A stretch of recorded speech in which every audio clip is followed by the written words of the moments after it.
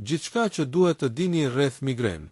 Migrena është një gjendje neurologjike kronike që shkakton dhimbje koke të forta dhe të përsëritura, shpesh të shoqëruara me simptoma të tjera shqetësuese, si ndjeshmëri ndaj dritës, zërit, aromave apo prekjes.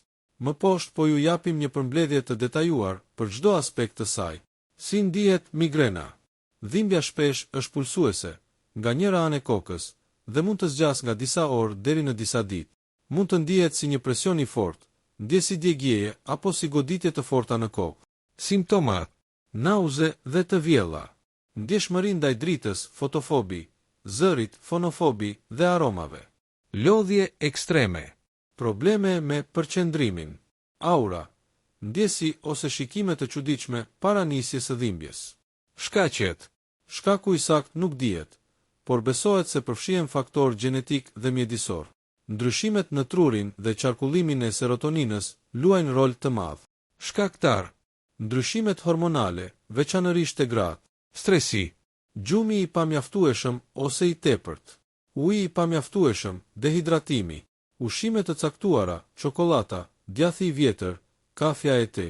Alkooli, ndryshimet në motë, ndriçimi i fortë ose zhurmat e larta.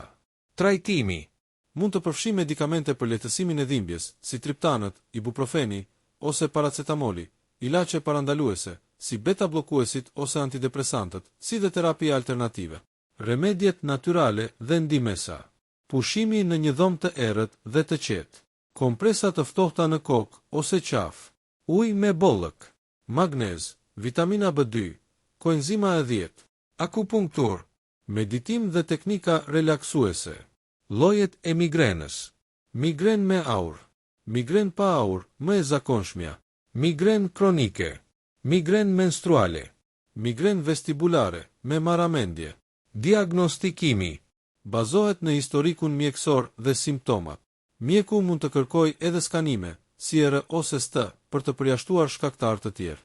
Parandalimi: mbajtja e një rutine të rregullt gjumi dhe ushqimi. Shmangia e shkaktarëve të njohur. Ushtrime të lehta fizike. Teknikat e menaxhimit të stresit. Migrena te fëmijët. Shfaqet shpesh me simptoma të ndryshme nga të rriturit, si dhimbje barku ose lodhje ekstreme. Diagnoza mund të jetë më sfiduese. Gjatë shtatëzënisë, migrena mund të përmirësohet, por edhe të përkeqësohet.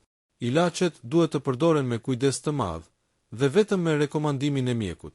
Dhimbja e kokës nga mbidoza e ilaçeve.